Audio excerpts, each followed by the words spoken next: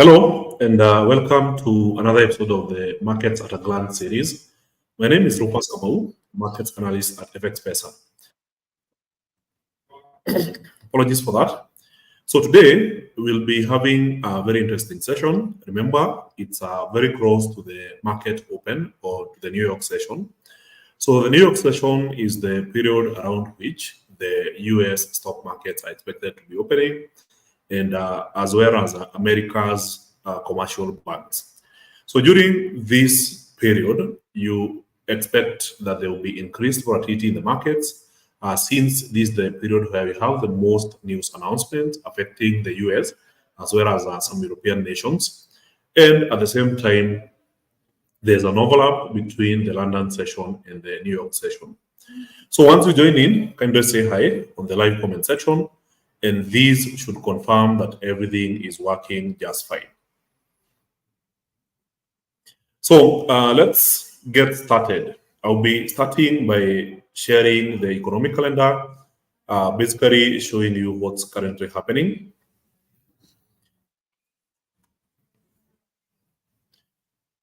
So just a second.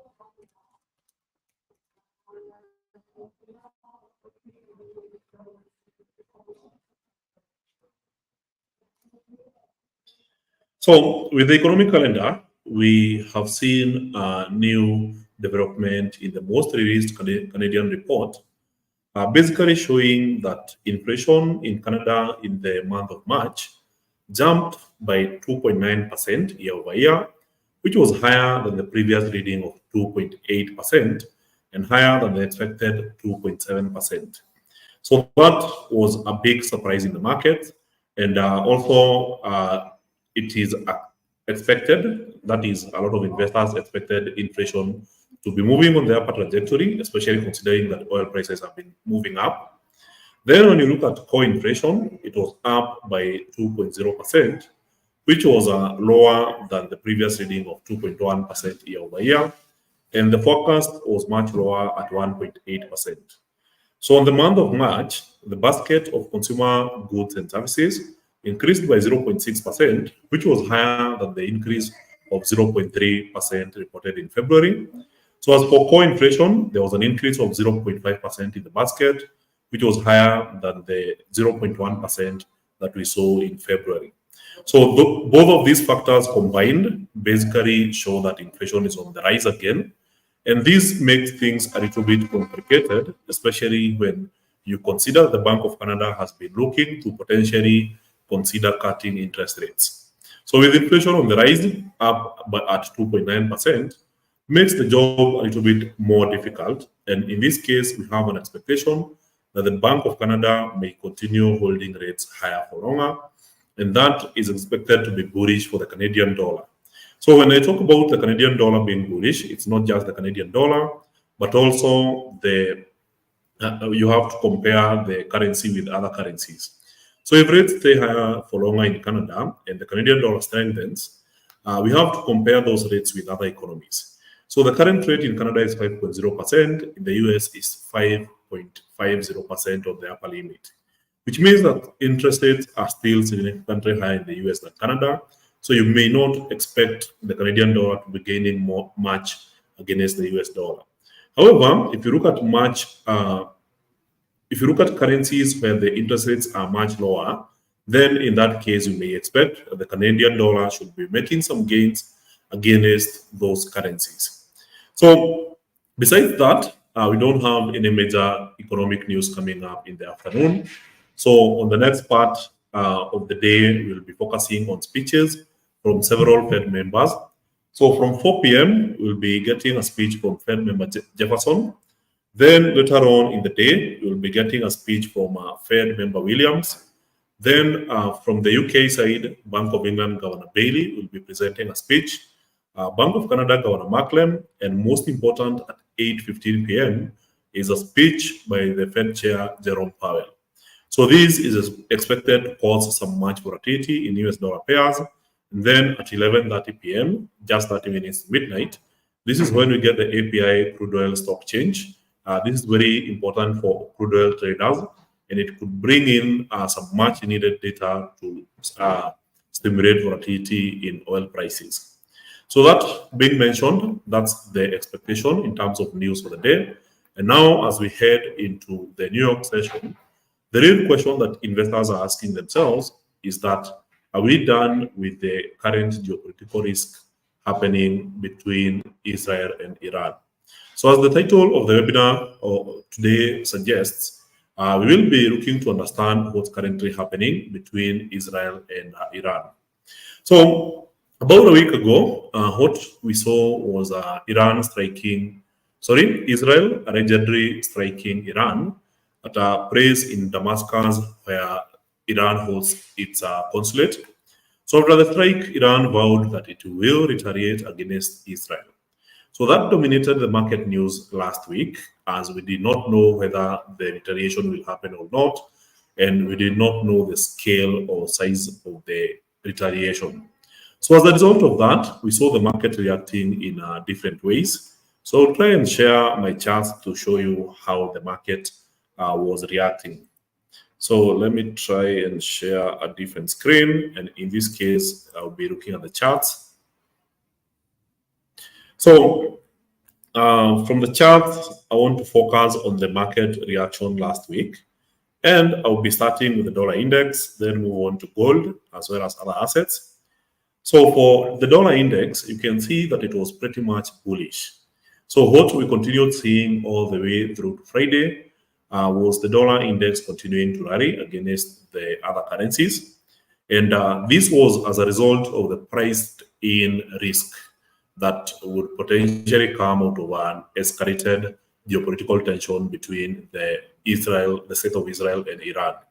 So whenever there is war and it doesn't directly involve America itself, then investors tend to use the US dollar as a safe haven asset.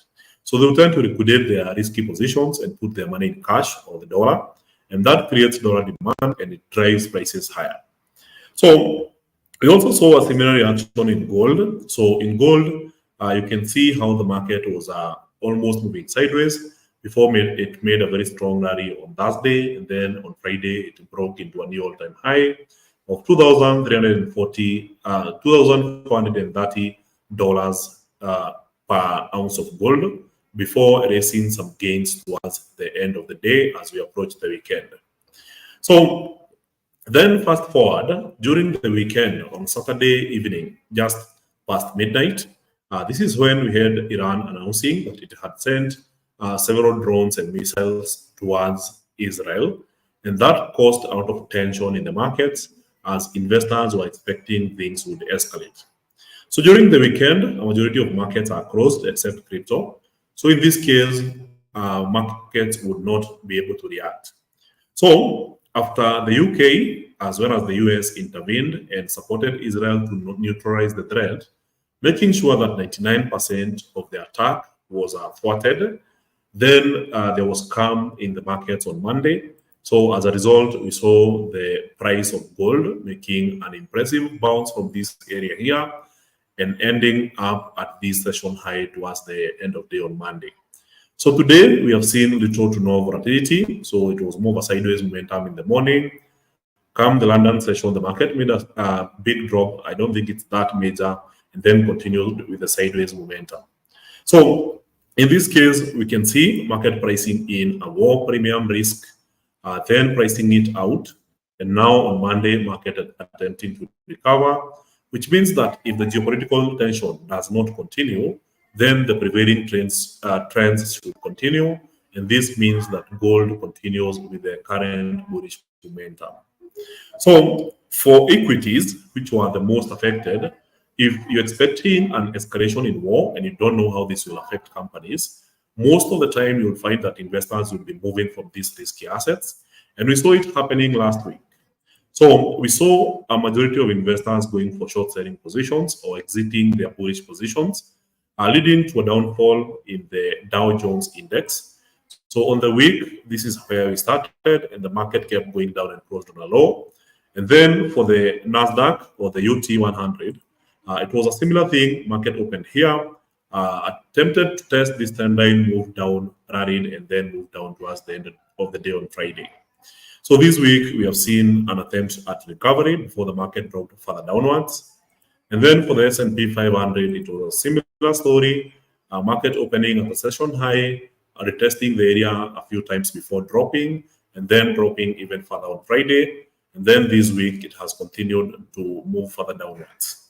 So in this case, when you see investors moving away from these positions in equities, it basically means that they are switching from risk on mode to risk off mode. So a risk on mode is when investors are more willing to take positions in risky assets. And a risk off mode is when investors are uncertain about the future and instead they go for safe haven assets. So this may explain why we had the big sell-off in the top US equity indices. And it was a similar thing for European equity indices. For instance, this is the Euro stocks. You can see it was a bearish momentum. The French 40 index was also moving downwards, as well as the UK FTSE 100. So all these indices tended to have some bearish momentum, though the UK index was particularly strong. It only made a major sell-off on Friday towards the end of the week. So fast forward Monday, an attempt at recovery plus further downwards pressure. And on the forward chart, we had a major breakout happening yesterday, which implies that these stocks might be going for a correction now. So judging from the difference from the most recent high to the current price, the UK FTSE index is down 2.43%.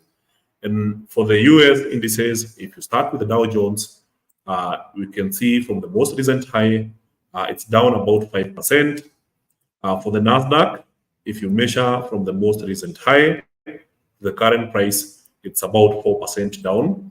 And of course, for the S&P 500, from the most recent high to the current price, it's down about 3.92%. So I expect to see some further correction happening in these equity indices. So if I remove everything in my charts, trying to remove everything. So just replace the template and then use the daily chart.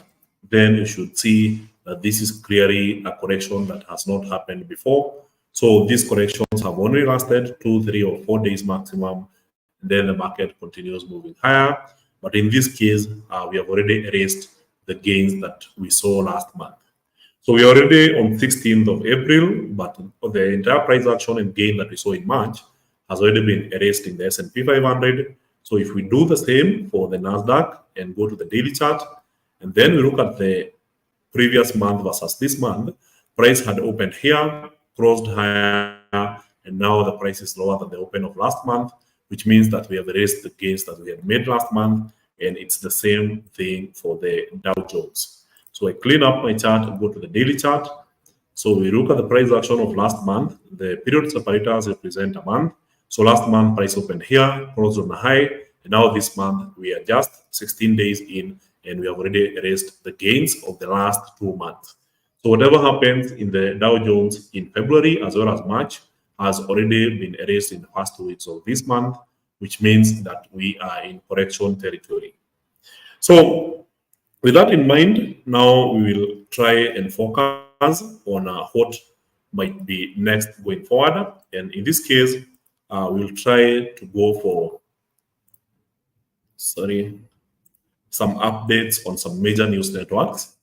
So first update comes from the CNN. So Israel weighs response to Iran attack.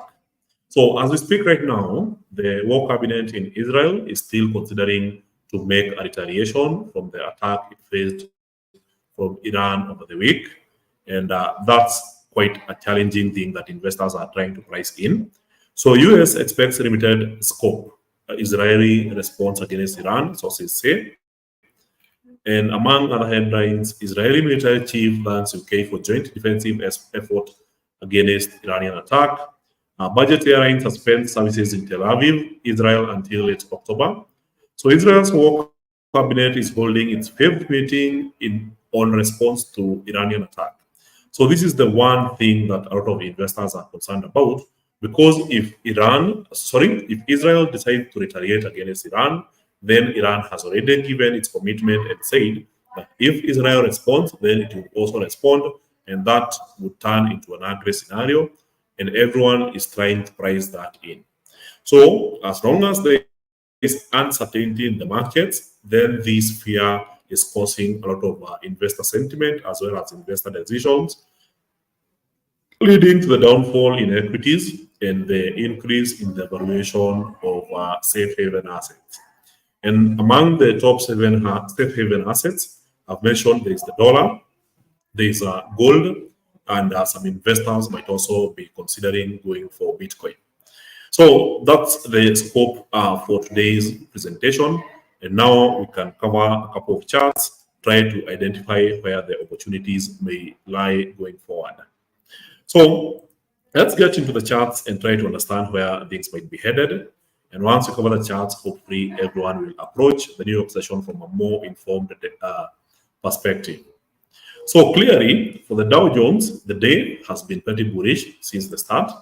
So, however, from what we are seeing as the trend over the last couple of days, it seems more likely that each day's low is aligning along this trend line, indicating that the market is continuously forming lower lows each and every day.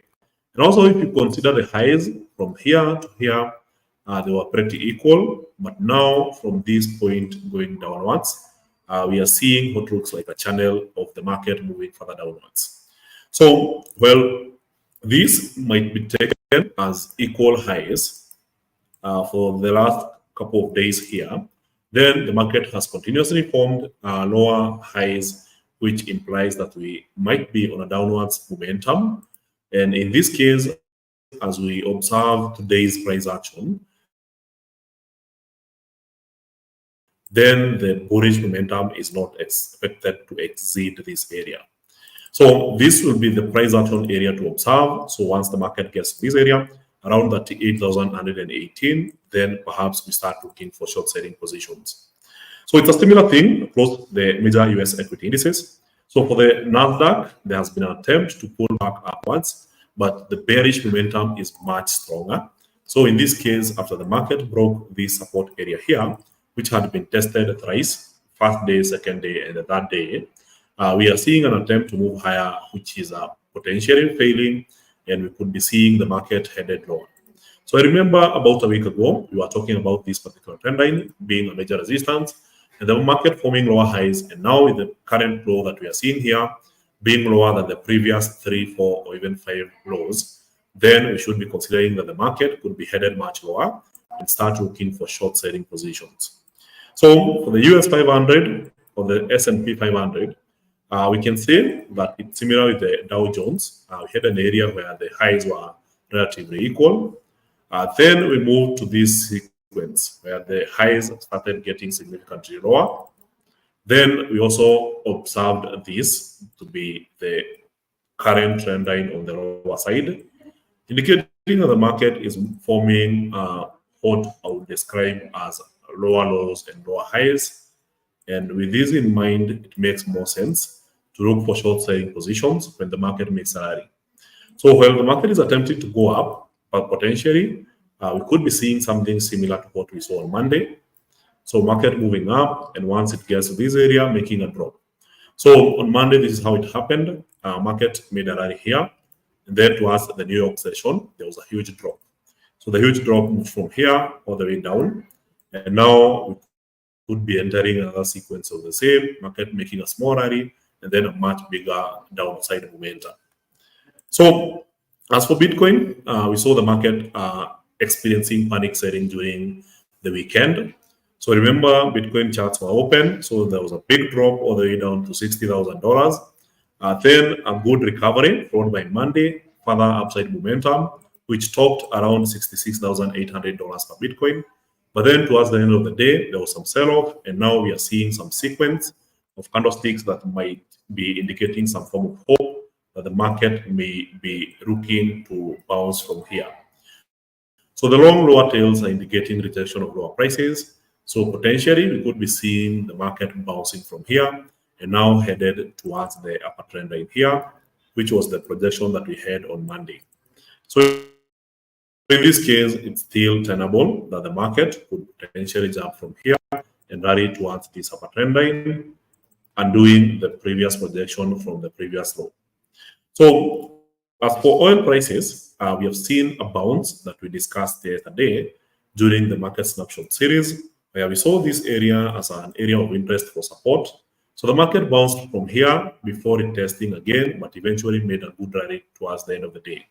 So today we have seen some bearish momentum for the better part of the day, but now as we enter the New York session, we are seeing a pretty strong bullish engulfing candlestick pattern. And this is happening at support, indicating that it's a good signal that the market might be headed higher. So in this case, we basically shift the projection from yesterday to today, and now start looking for positions here, going higher towards this area, with this area as the support. So stop loss goes just below the support. So for the current candlestick, you have to wait until the market it's green like this above the red candlestick. Then it's a confirmed bullish engulfing, and from there we should be expecting to see some further upside momentum. So from the 15-minute chart, this is how it looks like. So there's still 38 more minutes before the candlestick closes. So for European equity indices, it's a similar story, an attempt to bounce, but now it's facing downwards pressure. So we're expecting to see further downside momentum. And of course, for the French 40 index, this is where we have the most perfect setup, where the market has a support. It hasn't broken for a while. So this is the support area here. So market makes a break today, retests the area, and now we are looking at a potential continuation. So it's a book pattern. Market makes a breakout, gets to a new support, bounces from that support, gets back to the breakout point. And now after it retests that area, that now we go for further bearish momentum. So that's the idea behind the French 40 index. So for the Chinese indices, they have also been facing a very strong bearish momentum. So after getting towards the upper trend line and holding there for a while, we can see that this trend line has been adjusted to reflect this new bottom here. And now we had a breakout, a retest, and a continuation, which means that now we expect further downside momentum from the Hang Seng index as well as the China A50 index. So for the China A50 index, there was a big rally on Monday, followed by some big sell-off happening earlier today, followed by very strong recovery. So it's still sideways for the day. It's not as bearish as the Hang Seng index. So we could hold on that for a while until we see a new development.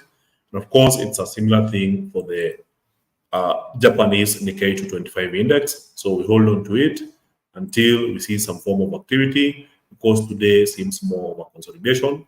For those who are familiar with consolidations, you can easily identify the triangle formation being formed today, which means that we don't have a single direct direction that the market seems to be taking. So it's more of a triangle formation. So we wait for a breakout. So as for USD CAD, we have seen the dollar continuing to gain against the Canadian dollar after the news for the CPI. So while the overall expectation was that the Canadian dollar would strengthen against the dollar and other currencies, there is one dragging movement, and this is Brent oil prices. So the big sell-off in Brent oil prices over the better part of the day has actually weakened the Canadian dollar. So the two factors are not going in line. So even if you look at the euro trading against the Canadian dollar, the spike was much higher. And now we expect that at some point the Canadian dollar will pick up some pace. But for now, it seems more likely that the Canadian dollar will continue losing. So on Monday, we covered the divergence between the Federal Reserve of the US and what's currently happening with the Bank of Japan. And that has led to speculation that the yen will continue to weaken. So after the breakout on Monday, we expected that the price would continue accelerating higher. And as expected, this is what we have seen on the first 2 days of the week. So 154.7 yen per dollar is a level that was last seen in the year 1990. So in this case, there's still more room for upside unless the Bank of Japan decides to intervene in the currency market. Then we continue holding bullish positions. Since the last time we saw a high was around 151.8. Second time, this was the same high. But now after the cap and handle formation, we are seeing a very strong breakout towards the upper side, which means that there's more room for the dollar to gain against the yen. So for Euro USD, we mentioned that we were expecting at least some form of recovery before the euro continues losing. But the recovery was so weak yesterday that the market started selling off during the New York session. So today we are seeing something similar, an attempt for the euro to strengthen against the dollar. But now we are seeing signs of rejection, and now we could be seeing further downwards momentum. So this idea still plays out. It's only that it's now on a much lesser scale of volatility. So now we are seeing the price bouncing from here, moving just upwards here. And now as it gets to this area, then it drops further back downwards. So we could be seeing something similar happening with Euro USD as we enter the New York session. So remember, the dollar is currently pretty strong because nobody is expecting rate cuts. So the pound was pretty bullish yesterday. It didn't quite get to the area. We were looking for entry, made some sell-off, and now we are seeing yet another attempt to move higher, which is also expected to be met by some further sell-off. So for the New Zealand USD, an attempt to move back to this area here failed, and the market kept dropping, and today has continued dropping. So the idea of trading the dollar as a safe haven asset is much more stronger today. So the dollar has continued to gain against other currencies. And also for the Swiss franc, we are seeing the dollar making an impressive bounce from this trend line. And I expect to see some further momentum upwards with observations of the previous high here to see if there's a breakout so that we can move higher. So the dollar is currently very strong, and that tells you something. So as you look for positions, you might consider going long the dollar against a weaker currency. So the final part of my presentation today is on gold. So after the big drop earlier in the London session, now as we enter the New York session, we are seeing some good recovery, and my expectation is that the market breaks the high of the day and continues pushing higher, potentially going to the previous high, which was a new all-time high. So an expectation that gold now rallies to $2,430 per ounce makes more sense. And now we are seeing momentum coming in. So if you look at the relative size of these candlesticks, I think this is the first strong green candlestick we are seeing since the first one that happened at midnight. So this shows that there's momentum coming in, and there's a potential that we could be seeing a rally happening from here.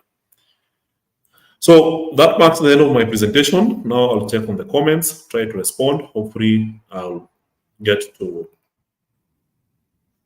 answer all the questions. Can't see the calendar. We rectified that. Malombe, thank you for the quick feedback. Hello, Lami Kwire. Hello, Trapskid. Will gold be likely to buy? I think that was the last point I made. Will gold reach $3,000? I don't know whether to reach, but as per today, we have seen news that there is quite a premium on Chinese gold, and this morning Chinese gold was trading as high as $2,500 per ounce of gold. So I'll try and show you this. This was a Twitter update from GoldSeek. So it was done at hot time. This was 10:46 a.m. this morning. So Shanghai gold price nearing $2,500 per ounce, while silver was approaching $32.6 per ounce, and this was inclusive of VAT tax. So 99.95% gold going up to 2487. So this was pretty close to 2500. 99.99% gold going for 2491, very close to 2500. So this potential opportunity is expected to lead to some form of arbitrage and lead to even higher prices for gold. So as we enter the New York session, we should be prepared for a potential rally in gold. whereas silver was approaching 1046. But for comparison with our pricing here, you ought to divide by 5 because the contract size is 5 times higher. So that's it for the day. Thank you very much, guys. Thank you for your time. Remember to listen into the most recent episode of the British Banter podcast, as well as the Financially Incorrect podcast.